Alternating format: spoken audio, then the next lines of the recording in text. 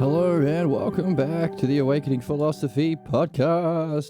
My name is Jed and I'm just checking the levels here. Seem to be a little bit hot. Let me just turn this down a little bit. How's that?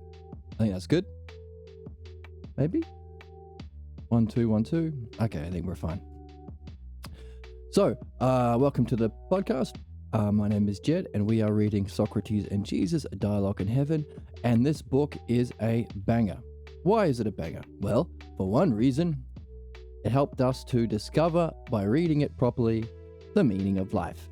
Oh my goodness, the meaning of life. Wow. Welcome to the chatters. Welcome. So what? Well, if we have in the book the meaning of life, why is it so difficult to communicate it to human beings? That is the core issue of the book. Now, and if this meaning of life is something that was known by Socrates and those of his time, like Parmenides, his teacher, and Diotima, another one of Socrates' teachers, Homer, who wrote the Iliad and Odyssey, if they all knew it and talked about it and it was recognized by people in that time, why has it taken us 2,500 years to listen? That's the issue.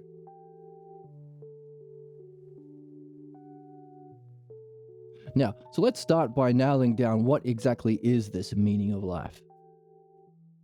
Put it on the board so we can map it out nicely.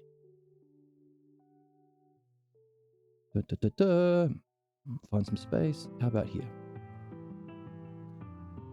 So, human problems are caused by a cognitive functioning, a level of human functioning, a way of making sense of the world called belief. Belief.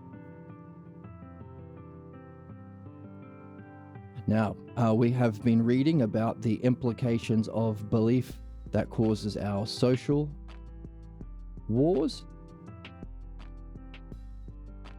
genocide, and murder.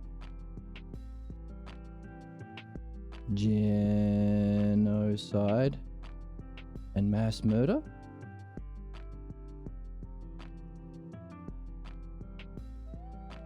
From Abrahamic belief. Christianity, Judaism, and Islam. There's also the reason why we can be so susceptible to that is we have, so while this is social,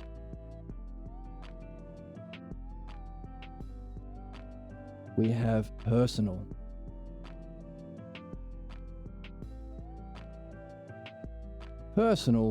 Our personal problems that play out in our individual lives, in our individual conflicts,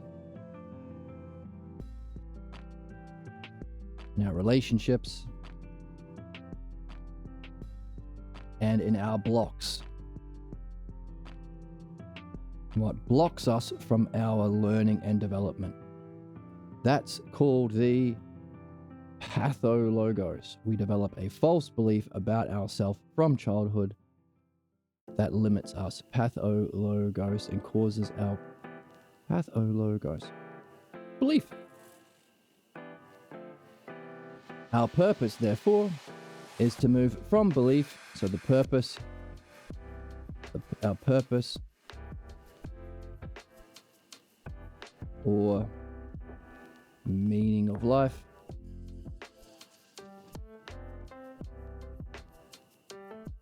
is to, my desk is a bit dodgy, is to move into understanding. Hooray. Understanding.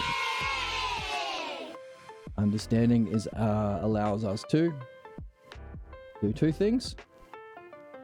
Understanding allows us to solve problems caused by belief, and that's this way, but also reach excellence.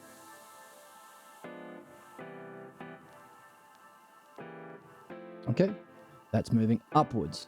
That movement is called anagogic. The upward movement, the fancy term for the upward movement is anagogic. Anagogic movement. Okay. And understanding uses the dialectic.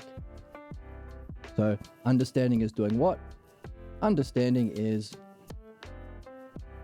move this to the side a little bit. Yeah. Move it over here.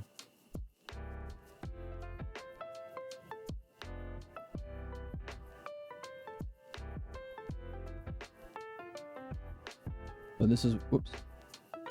Okay, let's just move this here. So what is understanding? Understanding isn't personal like a belief. It isn't based on lies or opinion or believing someone else like belief. It is following the logos. Following, what's the logos? The rational, understandable order of reality. Following the logos. And we do that through the dialectic. That's the structure, that's the skill. Dialectic. You've got to learn this. The dialectic is the skill and activity of philosophy. If you're doing debate, you ain't doing philosophy. If you're interested in opinions, you are in a problem of philosophy. Now that we've been following the history of this, so understanding allows us to solve problems and reach excellence. So boom and boom.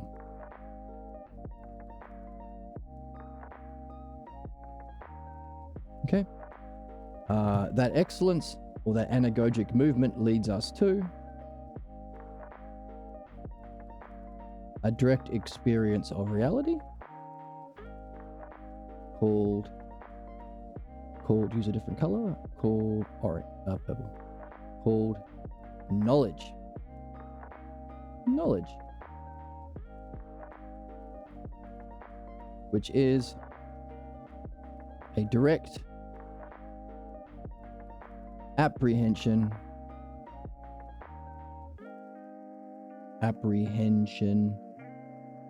of being or the mind or the divine, because it's eternal. So people who've, and this is of course the spiritual experience. People who've had taken mushrooms or acid or had near-death experiences or a traumatic experience of some kind and have separated from their body. That's the spiritual experience. This is the spiritual experience.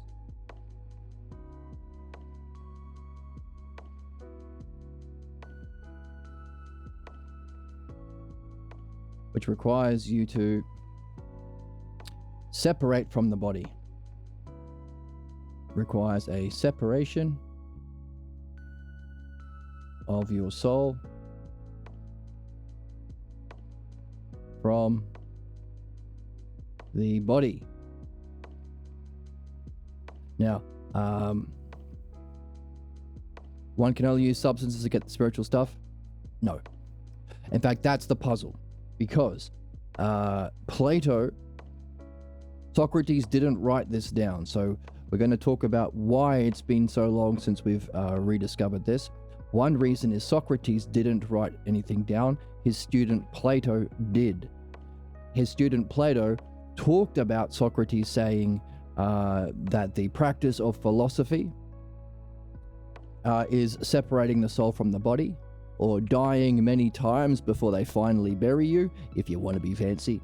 But he doesn't outline Why did Socrates have to write it down? Because of this. Because Plato talked about the need to separate from the body, but didn't give us specific, clear instructions of how to pull that stunt off. We got to figure it out again. How do we separate our soul from the body? Which is, of course, the purpose of all yoga. All yoga has this as its goal. Yeah.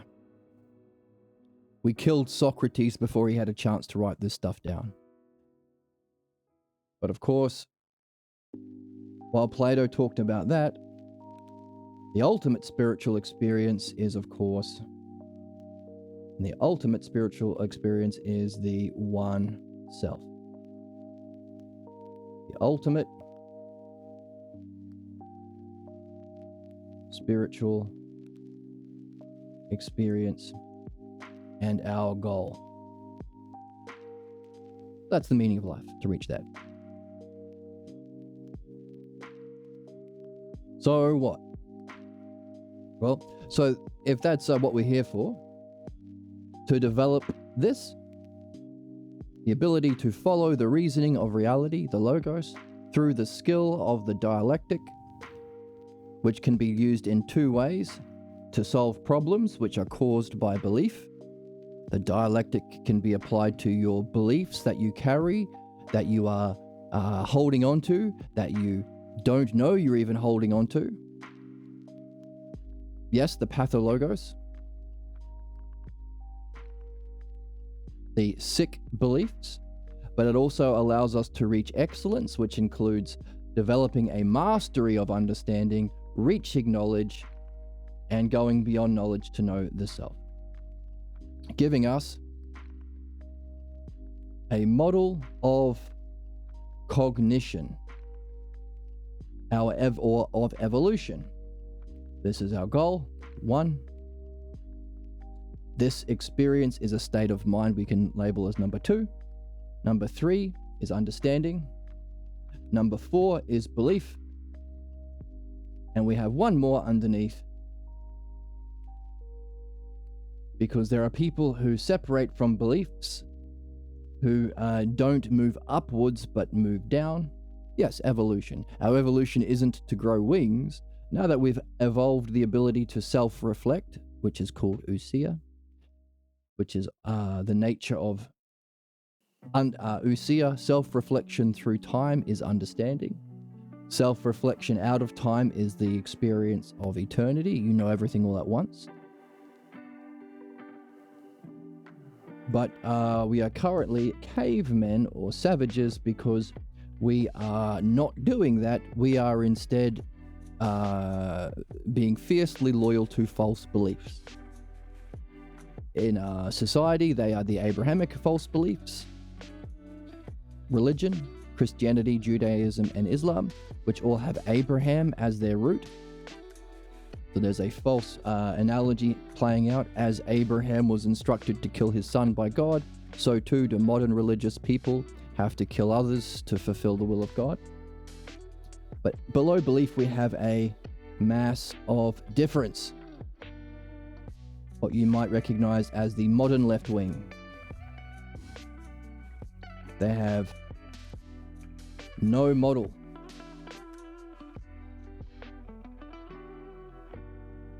No model,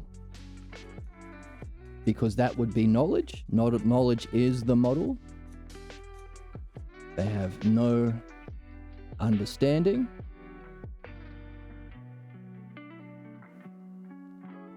They can only make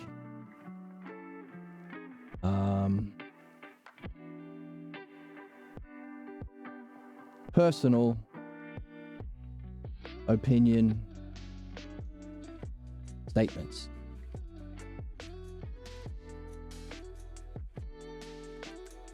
I think fascism is bad, but let's compromise with the fascists, says the left wing.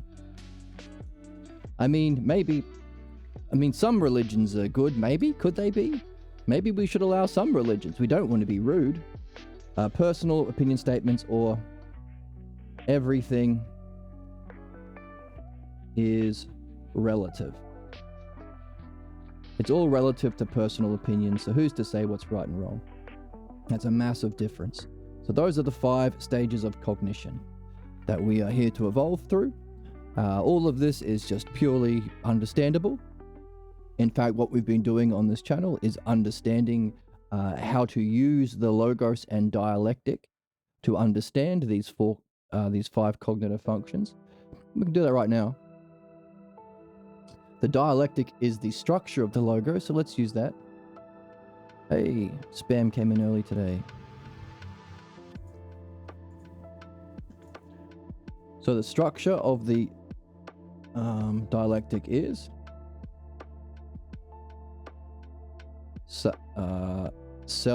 subject itself. What color? Let's use this one. So when your mind turns around and experiences the mind directly, that's knowledge. No, you're not spam. The spam was the other guy advertising for cheap views. Understanding is how you use the logos to relate to others, self to others.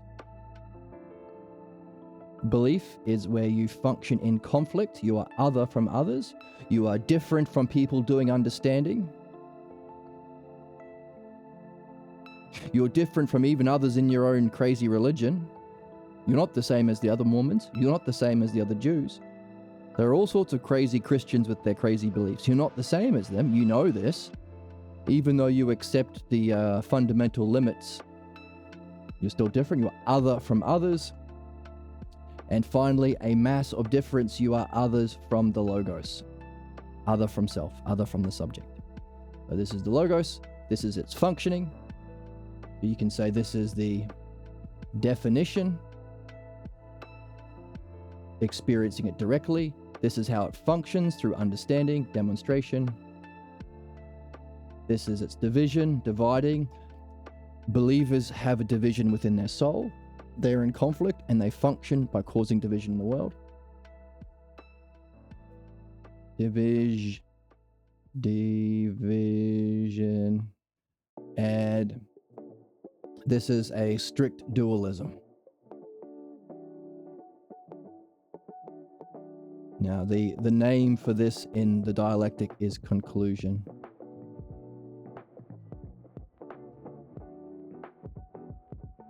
So, that's using understanding itself to understand the 5. Oh, by the way. So, denomination are like dollars. Or what's the fabric and the logos you wear? So, I don't know what you mean by that. So, and we have a question. If these are the 4 categories of the dialectic, what's the 5th? That points to the state of being yourself, which is our goal.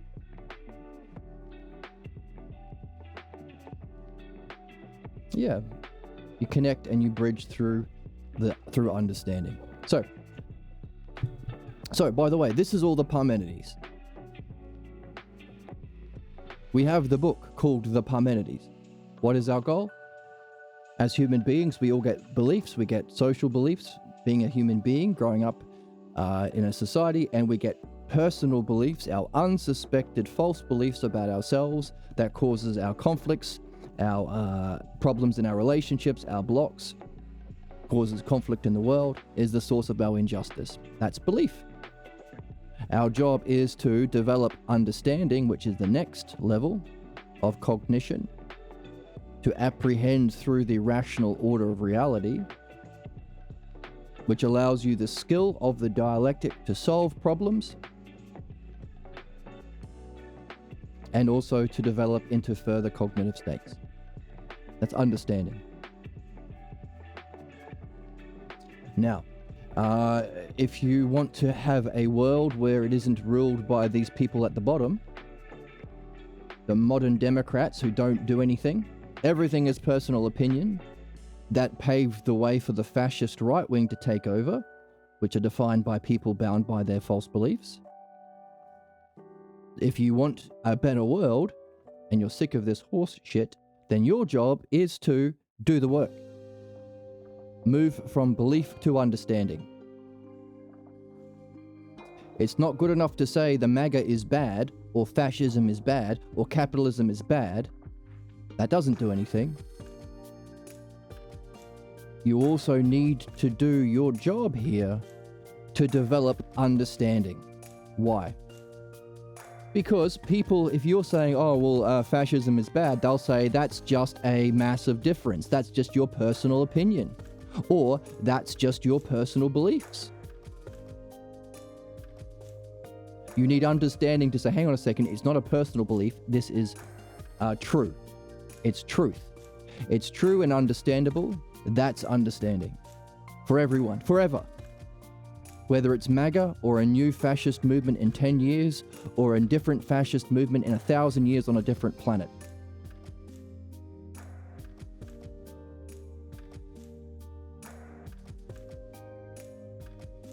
Your job is to develop understanding. Every single human being's job is to develop understanding. What's understanding? The structure is called the dialectic. The parts is called the logos. It's the intelligible framework of everything, including our soul. Now, you can experience the logos all at once in the experience of knowledge. It's through knowledge that we get the model, or the paradigm,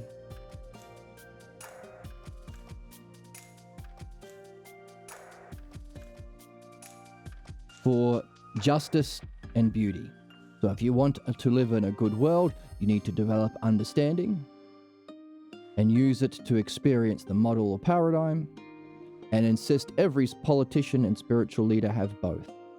That's not hard to understand because you can use a metaphor. What's a metaphor? Well, when you go to a doctor, are there some doctors who have a personal belief that the human body has 6 arms? Nope.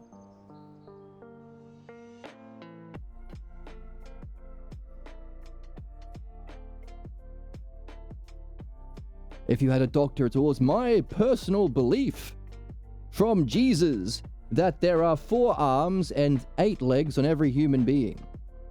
No, there is a single model of the healthy body that every single doctor, doesn't matter what belief you are, doesn't matter if you're a man or a woman, doesn't matter what color skin you are, doesn't even matter if you talk with an accent.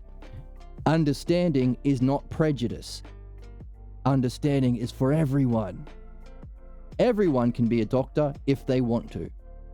That's the model of the healthy body. By the way, knowing the model of the healthy body isn't enough. You have to understand its parts. You need understanding and knowledge. Without both, you can't solve problems, and you can't even give recommendations on how to, once you've cured the problems, how do you have the healthy body or the excellence of body? Same thing for the soul. Same thing for everything. You can't be a mechanic and say, well, it's my personal belief that the carburetor has to sit on top of the gas plug. No, never. You would lose your license to do medicine. You would lose your license to do mechanical engineering. That's stupid. We understand this. It's not a matter of a belief or opinion, and it's not a massive difference. Well, who's to say whether the oil goes into the engine or if it goes into the window wipers? No, it's not this modern left wing. It's not who to say. That's a personal statement. It's what is to say. What is to say you don't pour oil into your you don't pour antifreeze into your oil chamber? Not who's to say, that's a belief. Not saying there is no truth about the engine. That's a massive difference. It's what is to say, and you say, oh, that's easy. Anyone can tell you if you look at knowledge or the model of the engine and you understand the parts. Anyone can tell you you don't pour antifreeze into your oil chamber. Same for medicine. Hey, welcome.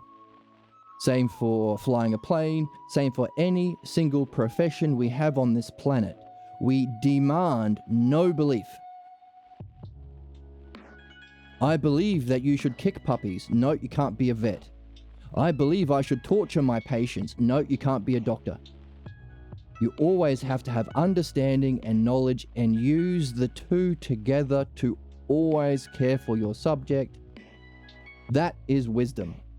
Knowledge and understanding together, used to care for your subject, is wisdom. We accept this as a species for medicine, for flying a plane, for mechanical engineering. There are three professions that we do not insist on understanding and knowledge of an ultimate universal paradigm and its use to always benefit all. Here's what they are: politicians,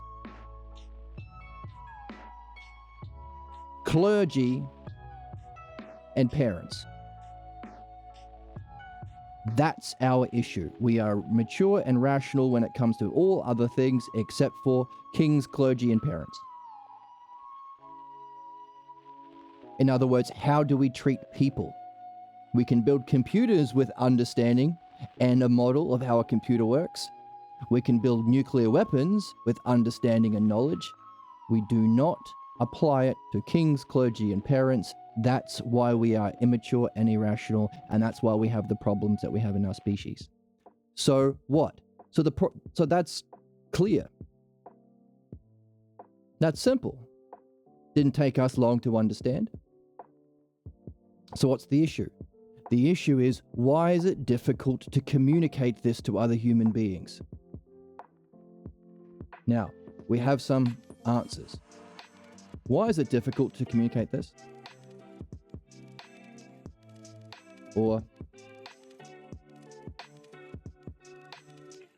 try it. Try telling people on the street. Try telling your friends and family. Oh, by the way, there is a meaning of life. It's objective. Everyone can learn it. It's the movement from belief that every human being gets into understanding. That's it.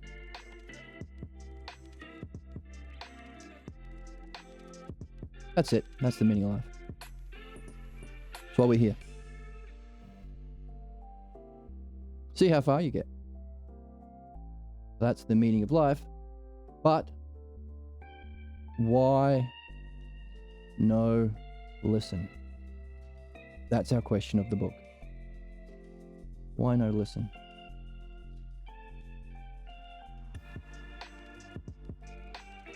Why don't people listen? No. We have explored the historical reasons. See, this was known. There is only one philosophy. Just like there's only one medicine and one mechanical engineering and one way of flying a plane, of course there's only one philosophy. It's only one. This was known by Homer, who wrote the Iliad and Odyssey. It was known by Parmenides. By the way, we have the conversation Parmenides had with Socrates in the book The Parmenides. Parmenides.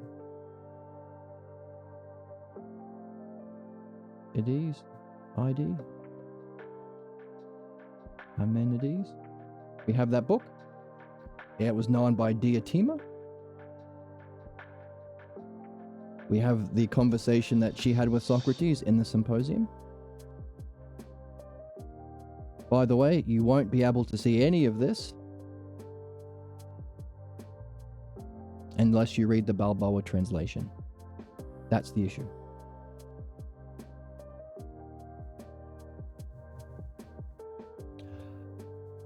After we killed Socrates, and known by Socrates, of course.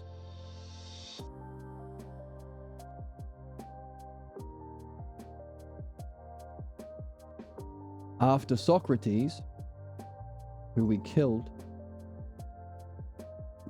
humans murdered him. We got Plato.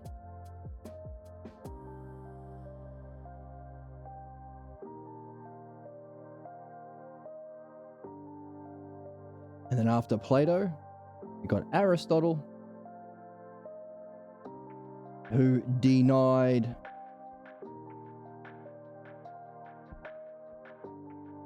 philosophy.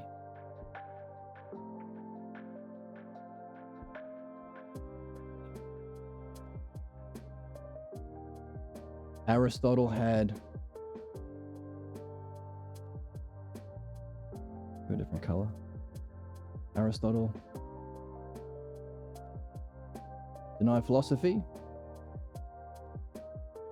no metaphysics, no study of the logos.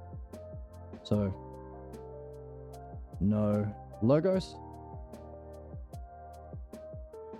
no ousia, no metaphysics.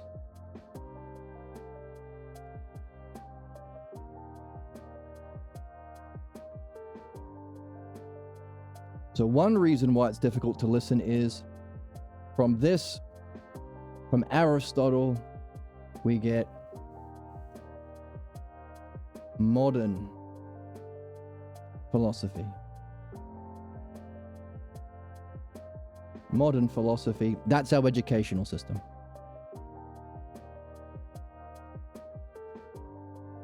Yes, Aristotle denied philosophy.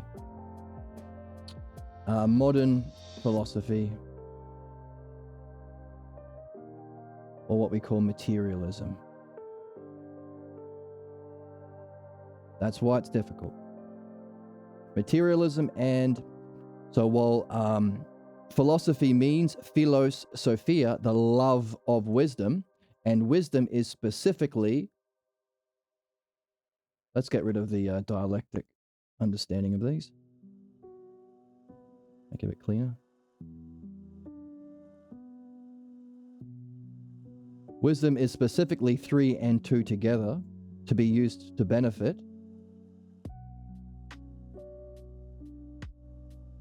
Modern philosophy is 4 and 5, the cause of human problems. Because in 4 and 5, you get opinions. So a massive difference. Who's to say what's right or wrong? Kant, Hegel, Nietzsche? I don't fucking know.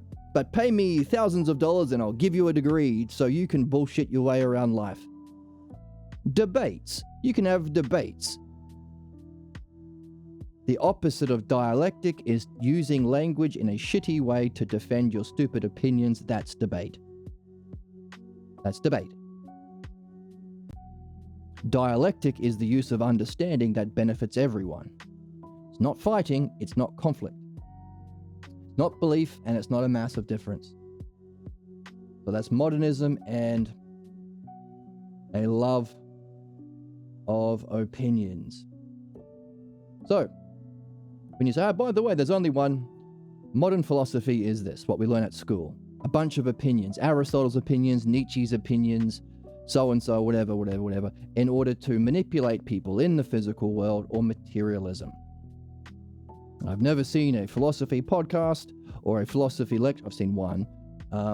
Apart from the author of the book that we're reading, I've never seen any other philosopher or professional philosopher or philosophy YouTube program go through the dialectic, which is step by step, following reason itself through questions and answers, following the structure of the dialectic to mutual apprehension of truth and knowledge.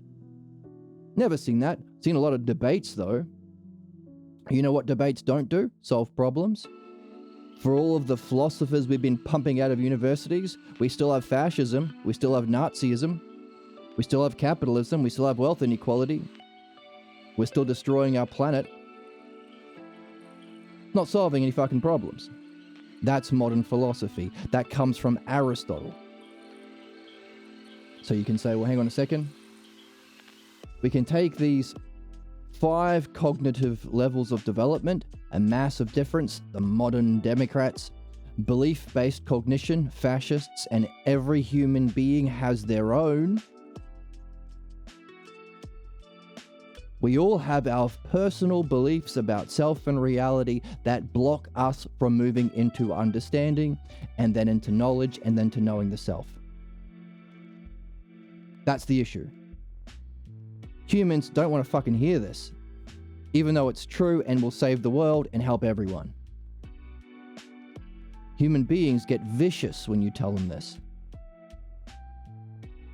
That viciousness is savagery that we call bound by belief.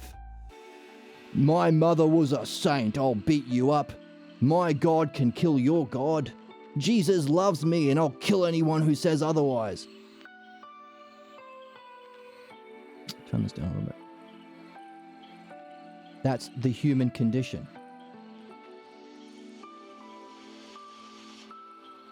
Savagery, or the fourth cognitive function.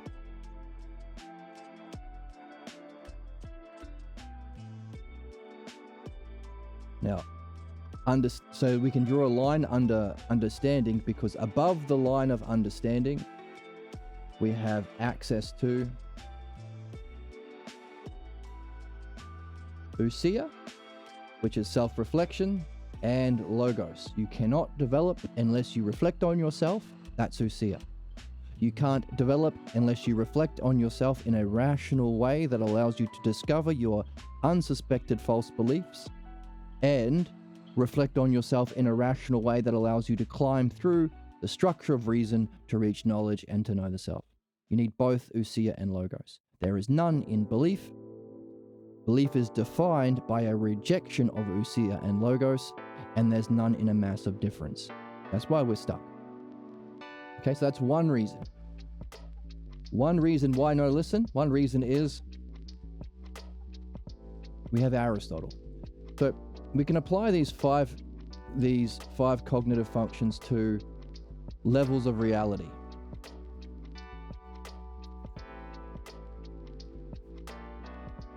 The physical world of becoming is what most human beings are familiar with, or all human beings are familiar with. That's where we get image thinking and beliefs and opinions. That's Aristotle. Philosophy isn't anything to do with that. Philosophy is specifically studying the causes and principles for our physical world, so that we know what is just, we know what is beautiful, because it will always apply to everyone, not just the whites, not just the rich, not just the blue team or the red team, not just the Jews, not just the Muslims, not just the Christians, everyone. That's what principles do. They're universal. Same thing for medicine, same thing for every other profession. The study of the realm where principles and causes lie is philosophy, metaphysics. Metaphysics is the study of the eternal realm of being. The experience of it is the experience of knowledge, or the spiritual experience. The second, the penultimate, because there's a higher spiritual experience of that which is the cause of being. So those are the three levels of reality that Socrates has been laying out for us. The study of being is metaphysics. So Aristotle rejects this. Plato studies this. But the issue is, Plato doesn't have this. Socrates is up here, Plato is here, and Aristotle is here. We haven't been able to read Plato or Socrates until now, and that's the other issue of the book.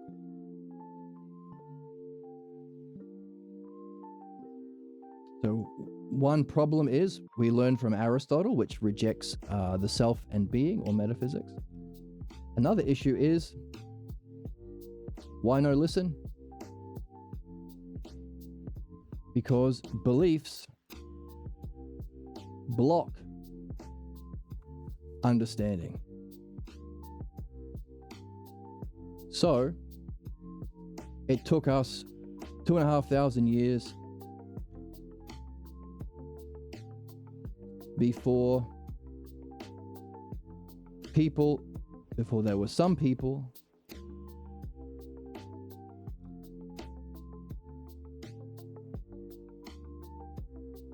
who were not motivated to project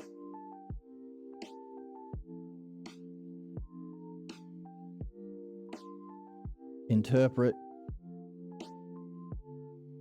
or cram in their personal beliefs.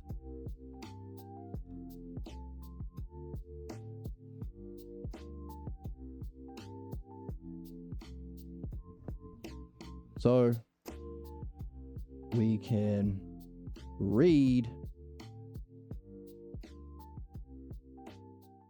the text.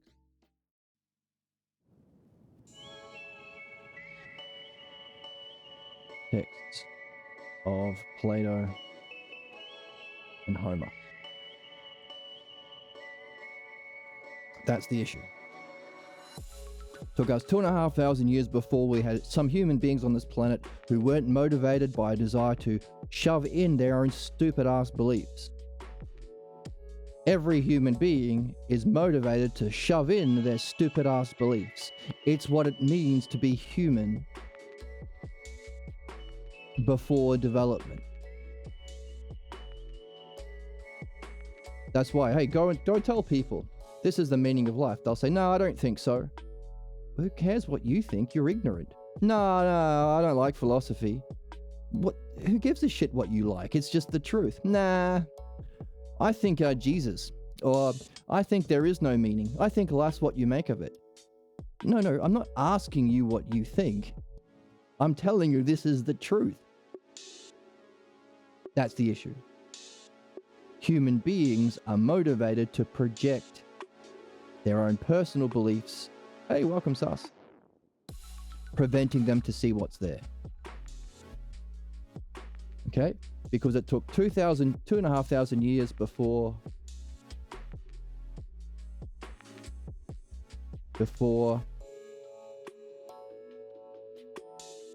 we rediscovered what Socrates and Homer talked about,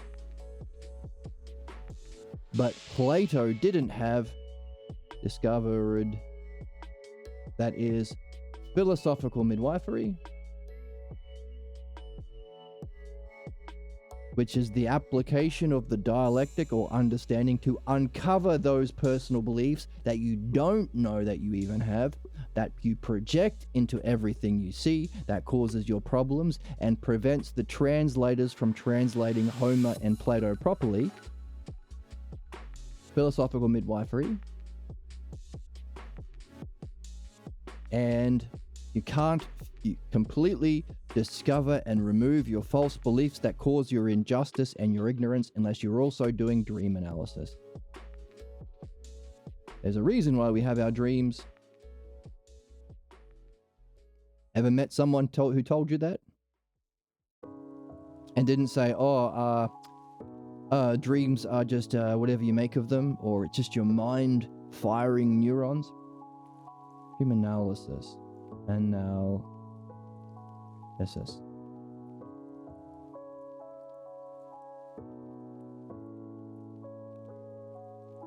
But now we have the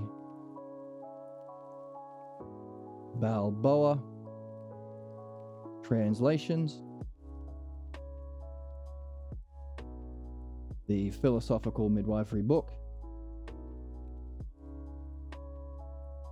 We don't have the dream analysis book. That's our job on the channel to write that. Our job is to discover this dialectic of the logos, apply it to our own dreams in your life. As you do that every single day, you'll get better and better and better. You'll find out the language of dreams and how to unpack the meaning of your dreams to solve your problems and reach your own enlightenment. And then we'll put it in a book and we'll publish it. That's our job. But we do have the Pierre Grimes dialogues. We have the Balboa translations of Plato and Homer, allowing us to rediscover metaphysics in Plato and rediscover stories about midwifery and dream analysis in Homer. By the way, the reason we killed Socrates was because he wasn't Homeric, he wasn't obeying the official religion. So Plato, as a 20-year-old, seeing his teacher murdered for not following Homer, didn't want to include dream analysis and midwifery. He wanted to find another way of making sense of human ignorance and problems without that, which of course is impossible because it's the model.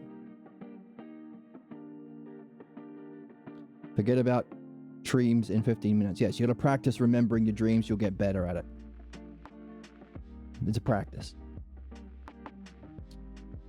Record it into audio as soon as you wake up is my tip. So, Plato rejected Homer, meaning we have no midwifery and dream analysis. You got to figure out how to do dream analysis. You got to figure, as you learn the dialectic, which is what we do on this channel, you got to record your dreams, transcribe them, and practice unpacking them through the dialectic. That's our job. And then we'll write a book about it. So, without Homer or without midwifery and dream analysis, Plato wasn't able to help Aristotle. So we even lost metaphysics.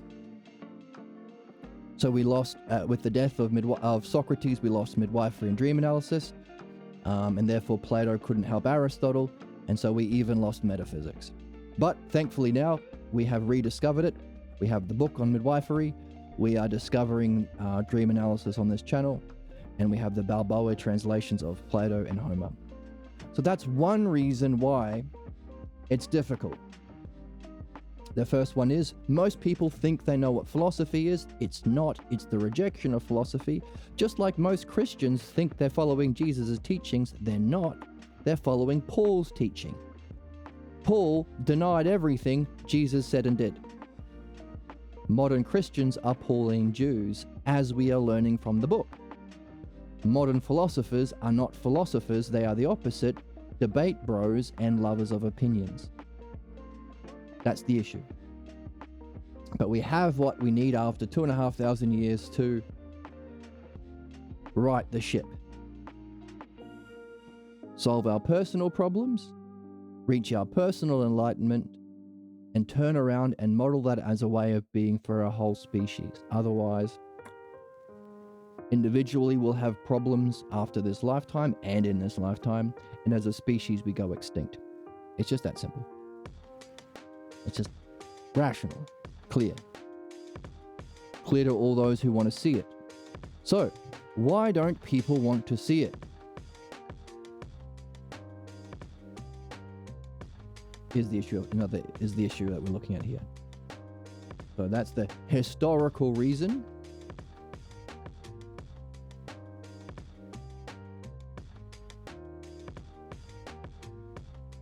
What about the personal reason? The meaning of life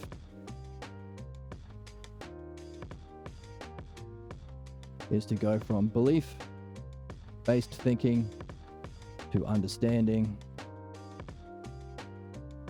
which we've just said allows us to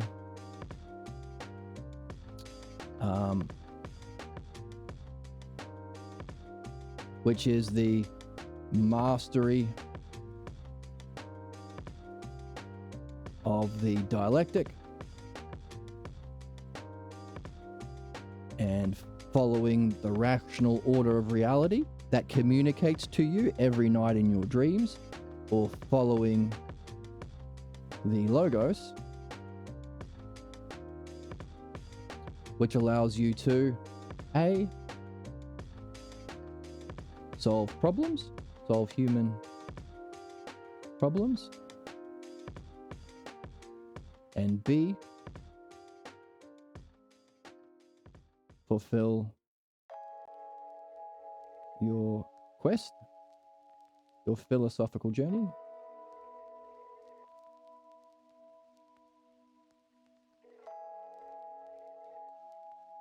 Which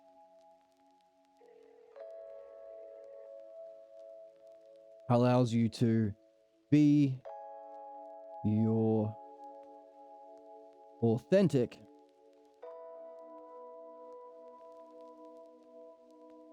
true self,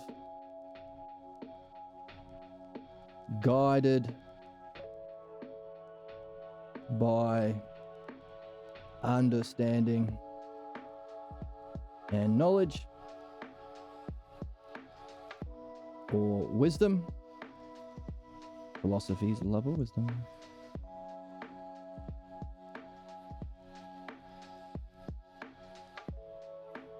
As a... You get that glue gone stuff. I got some glue on my writing pad here. As a way of... We good? Please define problems. Oh.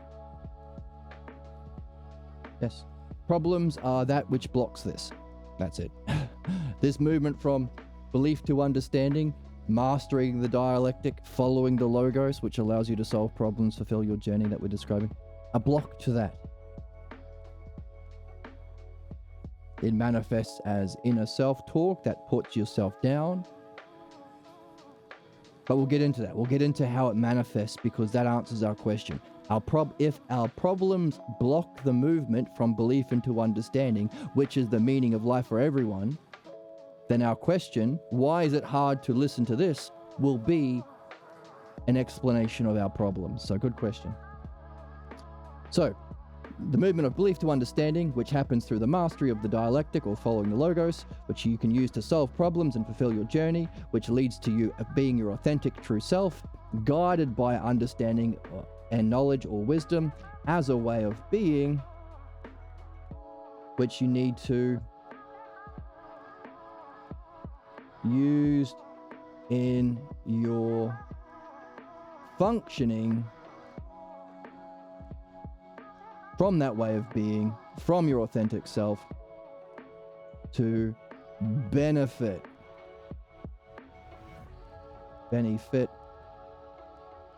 all living and non-living beings. All of this is together what it means to have an art. Art. It's an art.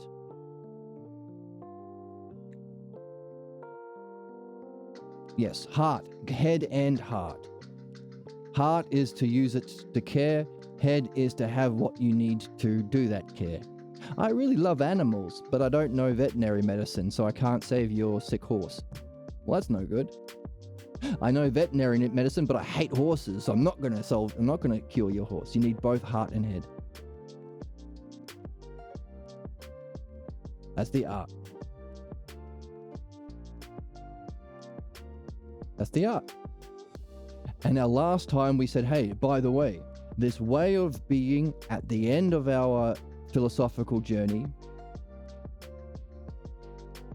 of your authentic true self, guided by wisdom, to use an art that benefits all, is you can take all of those bunch of words and you can personify that as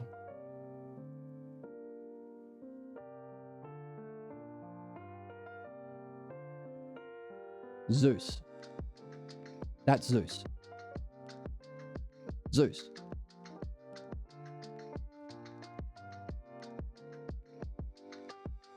So that means that the study of this is metaphysics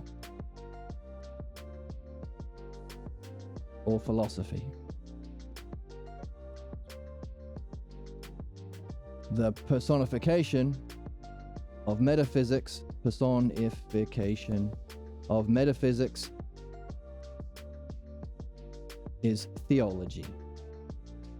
There isn't actually a Zeus sky daddy in the sky watching you in the shower and judging you and all that crap that we get from our the believers who manipulate our belief Nope.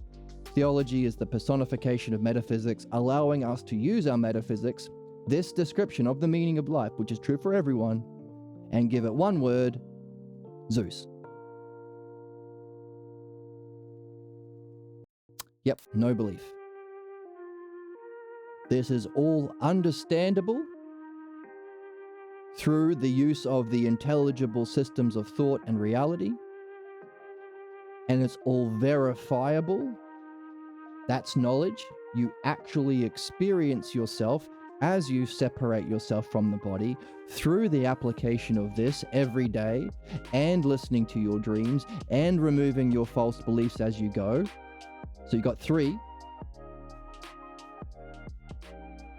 Therefore, in order to pull this stunt off and have this understanding and verification, it's not a belief.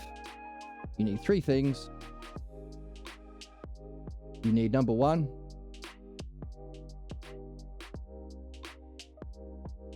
applying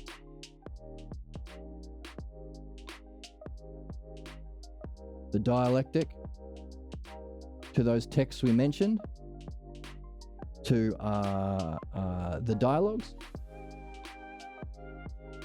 of Socrates and Pierre Grimes.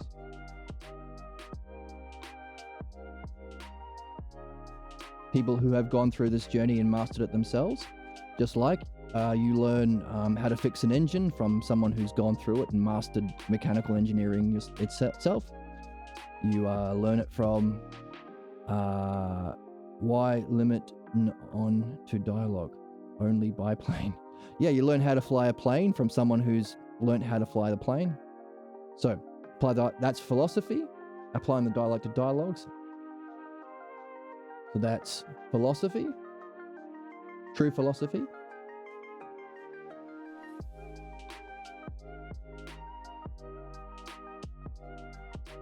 Let's just say philosophy for now. That's the dialectic applied to truth, what's true about reality. By the way, you can't do that if you're not also applying the dialectic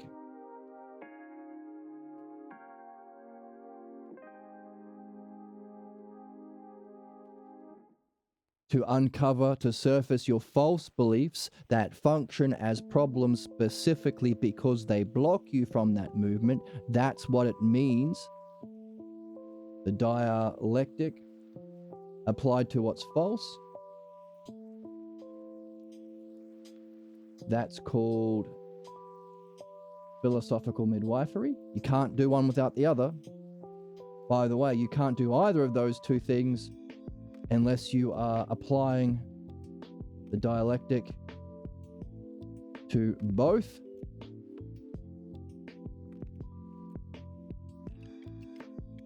And accepting guidance, providential guidance, let's keep that in there, accepting providential, what you need,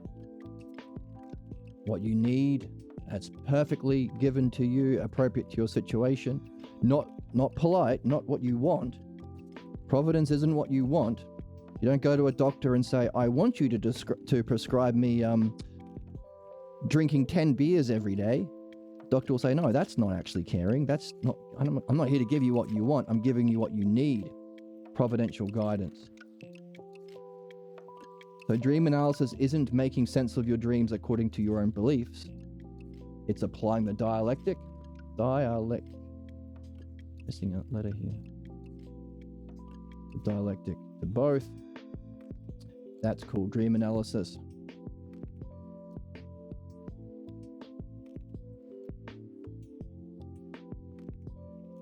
And by the way, it's not enough to be doing it yourself. You have to be sharing. Talking about it with your friends over coffee. Cheers. Creating a Twitch channel. Hooray for me. popping in every now and again to other Twitch channels or YouTube channels. If you think the content of those people, of those channels are people who love understanding and they're not fiercely loyal to beliefs, there are a lot of right-wing podcasts who are like, oh, I believe this, I'm fascist, I hate women. The incel communities, the Rogan-verse, that's very popular, but there are a few, I think they call themselves leftists. They're not the modern Democrats. They're actually people who are doing their best to actually understand problems. They don't have the solution, that's the Logos, that's here, but they're close. So maybe pop in every now and again and say, oh, by the way, you know how that you hate fascism, and you're seeing all these problems caused by capitalism, and you're seeing that the current Democrats are compromising with fascists, and any rational society wouldn't have fascism as a political party, because just like you wouldn't have any doctors who hate their patients, that's fucking stupid. While you're doing a lot of fantastic work to see what's bad about politics, you also need to do the work to learn what is good. The problem with the Democrats is they are not demanding a paradigm and model that's always true.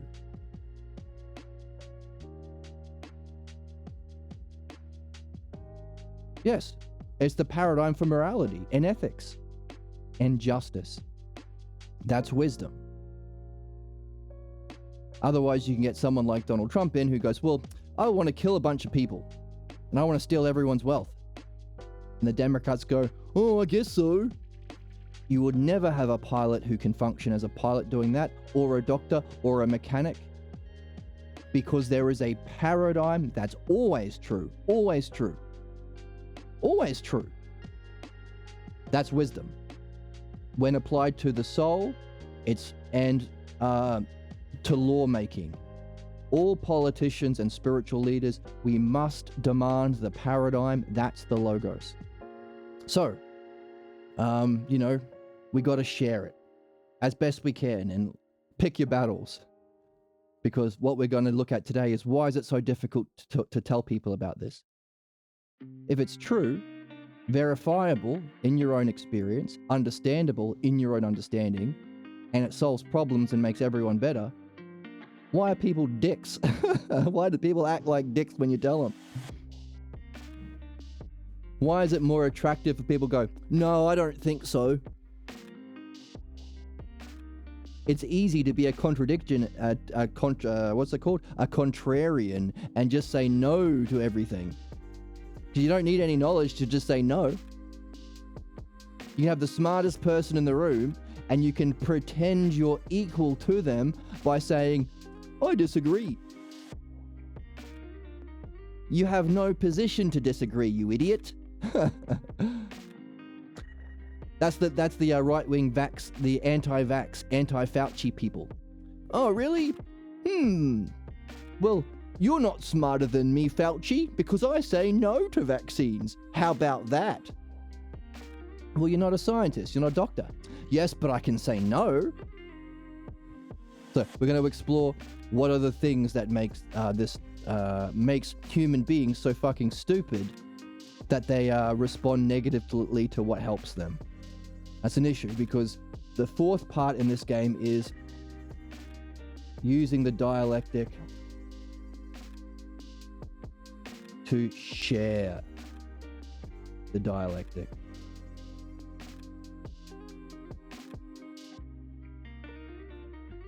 So how do you become someone who shares this in a way that is easier for people to hear?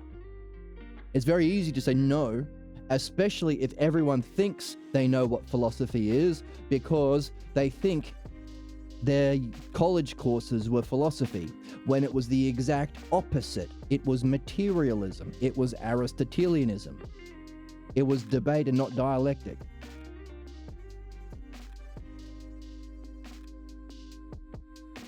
So, philosophy, yeah, that's shit. Like, yes, you're right, it is shit. But what you were taught wasn't philosophy. It was the opposite. Oh, philosophy, isn't that gathering a bunch of opinions so you can debate, which doesn't solve any goddamn problems? Yes! I mean, no, it's not, but yes, that's what you're taught. That's Aristotle. I don't care. I'm already put off. Now, we don't want to add to that. We don't want to put people off the fucking meaning of their whole life, the quest. You're a wizard, Harry. That everyone is on. So we have to find an artful way of delivering these messages that make it more interesting and appealing. And we've been talking about that lately in the book. Music. There are some streamers out there who are physically beautiful and they can draw people in. And then if they match their beauty with well-ordered reason, it's the combination of beauty and reason together that can make you curious or in awe. Now, those people will also trigger believers because belief is in opposition to beauty, that's knowledge. Ultimate beauty is pure knowledge. And order, rationality, that's understanding. In other words, of these four cognitive functions, belief, to be a believer, you have to reject your understanding. Why would you believe your parents or the priest or the king or Trump? Why would you believe anyone if you understand it yourself? You have to be taught to hate and fear understanding. Why would you believe someone that if you know it? So you have to fear knowledge. Why would you follow someone else's self and be a slave if you valued yourself? So the fear and hatred because of the fear of self, mind, knowledge, beauty, and understanding is what is needed to be a believer.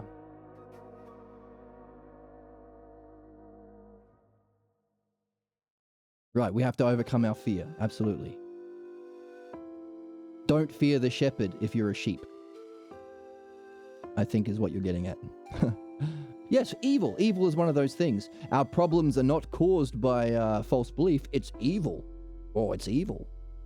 Oh, scary. The devil made me do it. The devil. And what do you do when you can't solve problems with understanding? We have to kill the devil. That's belief. There is no fucking devil. The problems are just this. So, there are some people out there who are doing a good job. I'm not quite there yet. I mean, I only have a few followers, but I'm doing my best. But there are some people who match beauty, which is a reflection of knowledge, and rationality, understanding, and the two together can awaken human curiosity. That's a person going, wow. Wow. Like that. Wow. It's a person here, he's saying, wow. And his arms are like this. He's saying, wow. He's saying, wow. And I play music and I have people responding to the beauty of my music and the ordering of my harmonies in a similar way. And last time we had a question, what do we do with that? We direct them to, if people become curious about the cause of that person's beauty and that reasoning. No, I play guitar and sing.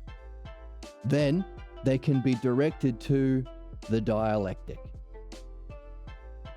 Is what we got in the text last time. So we're going to go back and continue reading from there. But that's the issue. In other words, how do we share it? It's for everyone. But also, hey, you need to share it because if there's nobody curious about solving their human problems, then how can you practice the art of midwifery? If there's no one curious about the true nature of reality and self, how can you practice, number one, the dialectic applied to the true? If there's no one interested in solving problems or reaching the truth, how are you going to practice dream analysis with other people?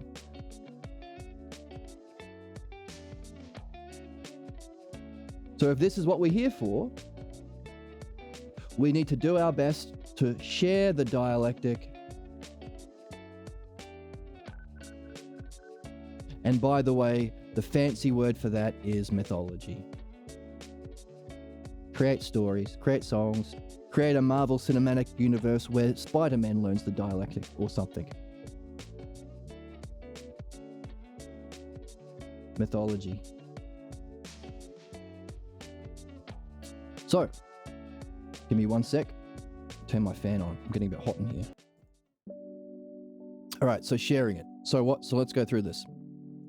What's the meaning of life for everybody? Objectively, universally, not just for every human being, but for any intelligent species at this level of development, to move from belief to understanding. That's it.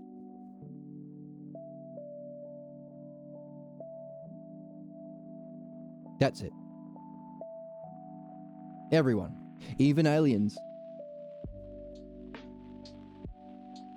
Hey, by the way, do you think there could be a new religion in 100 years that binds people together with some crazy belief made up by Elon Musk on how the South Africans are the chosen people and you have to get a brain chip put in because Sky Daddy said so? Of course, that can happen. Aliens can have their own beliefs. There can be a new political party built around extreme sexism, let's say. I mean, that's kind of the right wing anyway, but anyway.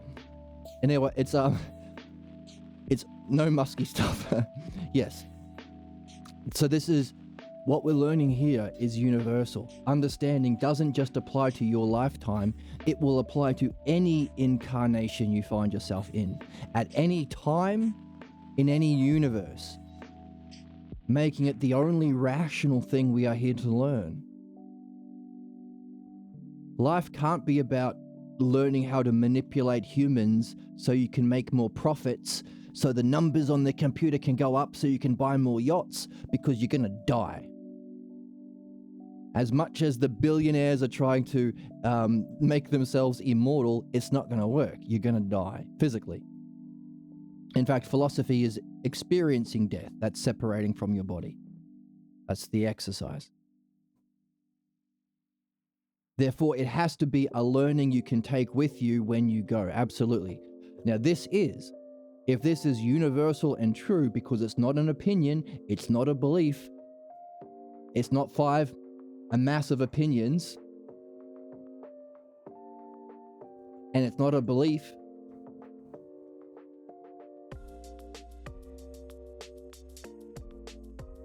then it has to be universal. That's why it applies to the realm of being.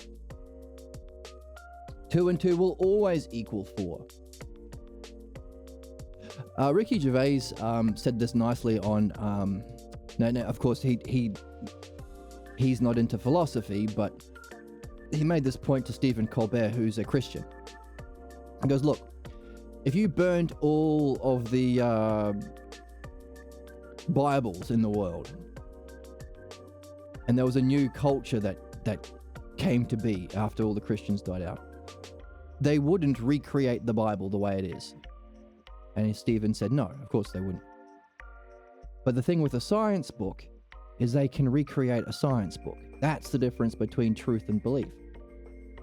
And the audience clapped, and Stephen said, oh, I get what you're saying. Now, because that's not enough, understanding isn't enough. That's why we also have to have, even though that was a kind of dialectic applied to what's true, Ricky Gervais to Stephen Colbert on The Late Show, it's not going to stick. Stephen's still a Catholic. You also have to find out why he believed in this magic Sky Daddy bullshit to begin with. That's the midwifery.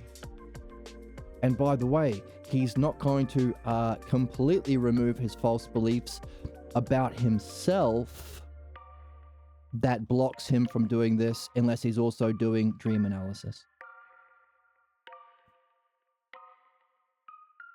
And he won't even go through that process if you're not a charming figure like Ricky Gervais and you can communicate that. You're someone that people want to listen to. So these are the 4. And why is that interesting?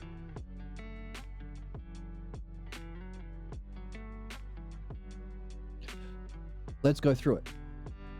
Let's understand how we would communicate the meaning of life using the dialectic. Charm is not always good. You got to match it with understanding, right? It's no good to being a beautiful person if you're a sociopath. You also got to be good and beautiful. So the meaning of life is to move from belief to understanding. Now you say that to your friend or your coworker or your partner or a girl you want to date. Hey, baby, are you an angel because you fell from heaven? Kiss me, baby. And she's like, oh, not that old pickup line again. Give me something different. You're all right. All right, I'll stop with the lines. How about this? The meaning of life is to move from belief to understanding. So, okay, that's a bit different. That's not a pickup line, but I'm listening. I don't quite understand. We've given a definition. Simple, clear to us, but maybe not clear to them. So let's keep going. Let's practice the dialectic as we communicate it, which is step 4, right? All right, so what do? Okay, I've given a definition. That's not enough. The definition, self to self. How does that function? Give a demonstration. Definition, demonstration is number 2. There are only 4. Def, dem, div, conc. Definition, demonstration, division, conclusion. There's only 4. If you can count to 4, you can fulfill your purpose as a person. How does it function? Oh, you demonstrate that movement from belief to understanding through the mastery of the dialectic, which is what we're doing now, because that allows you to follow the logos. That's how you do it. That's a demonstration of what we defined. Actually, hang on a second. That sounds a little bit better. I've heard a little bit about dialectic, and I can see that mastery involves a practice and a skill and an art that benefits, and getting good at it, but I still don't quite get it. And now you're at the bar thinking, oh, this girl's a waste of time. Why would I date someone who is so dense? But then you look over at her again and you go, well, actually, she's pretty cute. All right, I'll balance her beauty with her lack of intelligence, and I'll keep going. I'll go from demonstration to division. Self to self is the definition. I'm only talking about the meaning of life. I'm not talking about how it functions or anything like that. The meaning of life is this: belief to understanding. That's a definition. How do we do that? How does it function? Master the dialectic, follow the logos. Now that functioning, can you divide it up into its parts? So self to self, definition, self to others, functioning. That functioning, others to other others, divide it up. So you keep talking to her because she's a cutie. All right, I'll keep going. Division. Well, here are the 2 divisions: to solve human problems and to fulfill your philosophical journey. But in the division stage, you have to expand that out a bit. You got to expand that out a bit so she can follow the steps. Well, I'll pick one of them. Oh no, if you do those 2, if you solve your problems and fulfill your journey, you end up being your authentic self. Here's the division. You will end up being able to be guided by understanding and knowledge, the 2 together.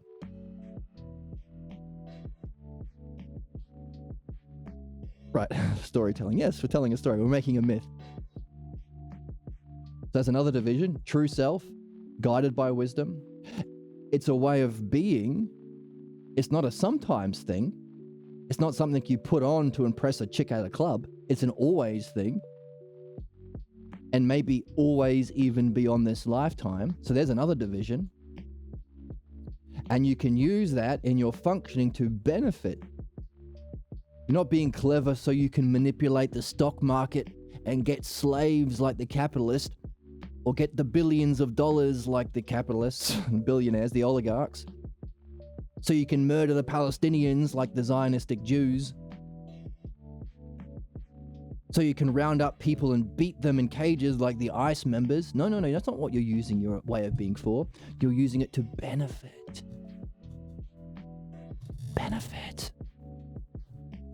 To benefit. All living. Hey, not just benefit the people in the Republic. Like what's Trump saying? I'm going to defeat the radical left. This is left. This is what it means to be rational and progressive. This is progression. Now, the left don't actually do this, but if we were rational about spirituality and politics, it would be this. Not picking side. I'm a Taoist. I'm a Buddhist. I'm a Catholic. No fucking divisions. That's silly. I'm a left, I'm a right, I'm a conservative Marxist, I'm a liberal socialist. No, it's just this. Come on. Using it to benefit all living and non-living beings. That. Okay? Now, from that division into parts, you find a way of unifying all those parts together. That's synthesis.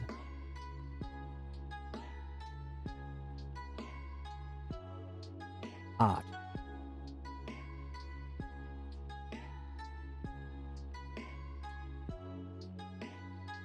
To make a conclusion, because conclusion has two steps, okay? So we've got the dialectic,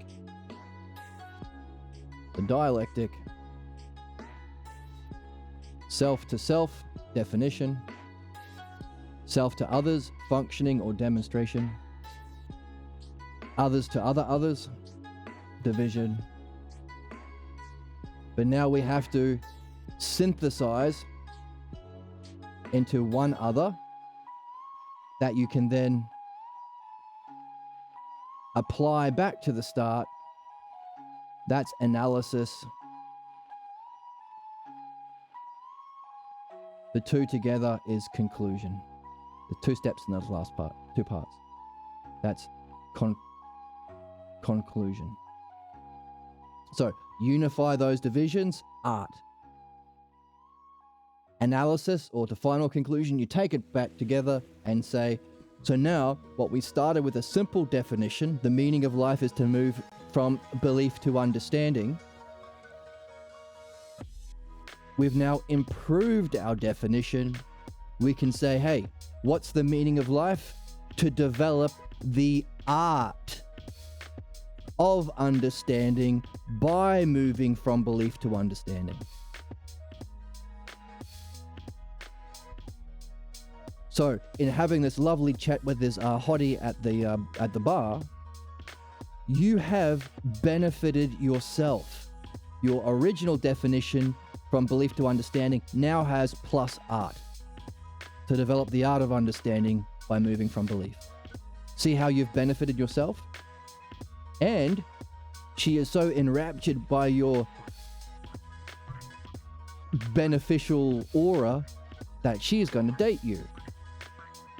And if your relationship is built on a love of understanding that you've just, if that was your pickup line, not, hey baby, get in my Bentley. If you date me, you can buy all of the handbags you want. That's a pickup line. You're saying, hey, our relationship, if you, it's your pitch. If you date me, this is what will happen. I'll give you Bentley, baby. I'll do you all night long, baby. It's a sales pitch, but this is saying, hey, look, this is the kind of relationship that I'm offering.